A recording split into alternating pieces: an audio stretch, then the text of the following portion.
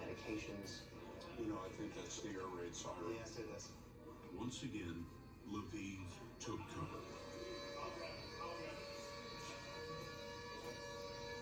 During our visit, the United Nations appointed a commission to investigate war crimes.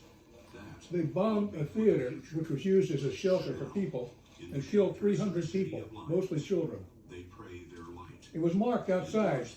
Kids inside, kids, children. And they bombed it anyway. For him. Make him sleepy.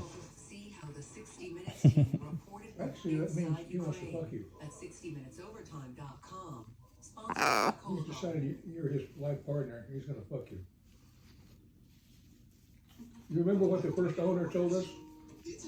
No. He put him with a female for a month.